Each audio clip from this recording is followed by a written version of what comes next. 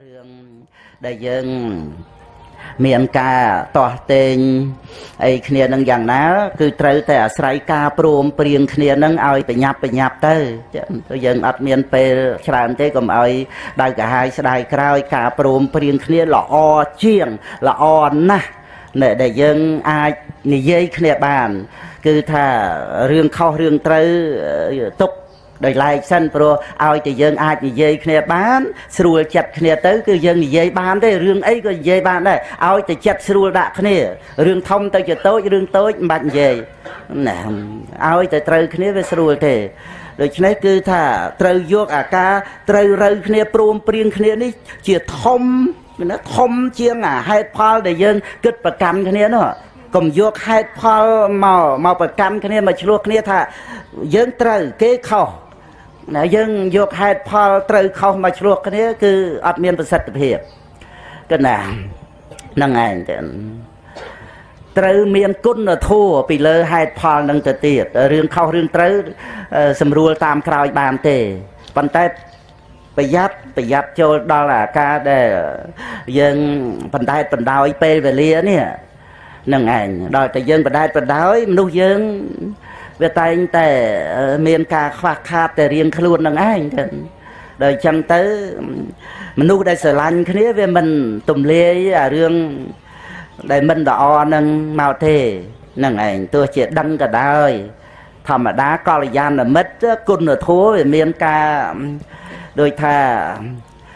មានការថែរក្សាគ្នាទាំងគេឈ្មោះទាំងការរស់នៅអីហ្នឹងឲ្យបានសុខបានល្អតែដល់ទៅពេល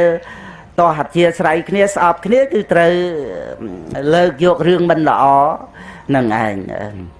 ហើយដល់ទៅដឹងថាអ្នកដទៃនិយាយរឿងយើងមិនល្អរឿងអ្នកដទៃមិនល្អយ៉ាងម៉េចក៏ចេញទៅដែរអានោះវាទៅស្វ័យប្រវត្តិចឹងហ្មងនឹងឯងដល់អញ្ចឹងវាដល់ដំណាក់កាលដែលមិនអាចត្រូវរើគ្នាបាននឹងឯងវាកាន់តែធ្ងន់ធ្ងរទៅពីព្រោះរំលើកបើកកាយអារឿងមិនល្អហើយវាមិនមែនសុទ្ធតែពិតណាទៅ 100% រឿងខ្លះវាតែ 50% រឿងខ្លះតែ 4-10 រឿងខ្លះអត់ពិតអីចឹងទៅទៀតនឹងឯងដូច្នេះគឺត្រូវតែចងចាំថាព្រមព្រៀងគ្នាឲ្យបាននឹងឯងរឿងខុសត្រូវគឺដែលយើងគិតថាយើងត្រូវគេខុសអានឹងទុកដោយឡែកសិនអានឹងស្រួលនិយាយគ្នាទេចឹងឲ្យតែយើងអាចនិយាយគ្នាបានអានឹងរឿងទូទៅតែសម្រាប់ពុទ្ធបរិស័ទយើងឃើញគ្នាត្រូវគ្នាមិត្តភក្តិល្អល្អអើនជួបគ្នាអោបគ្នាថើបគ្នាសើតស្រឡាញ់ណា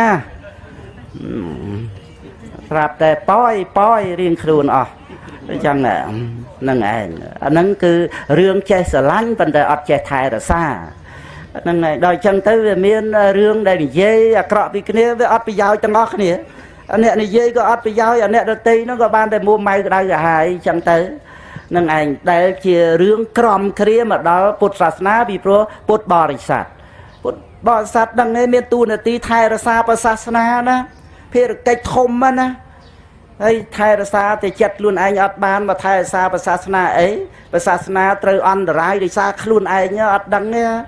អាហ្នឹងគឺត្រូវគិតគូរឲ្យធំទលំទលាយផងក្នុងជីវិតដែលយើងរស់នៅនេះក៏ណា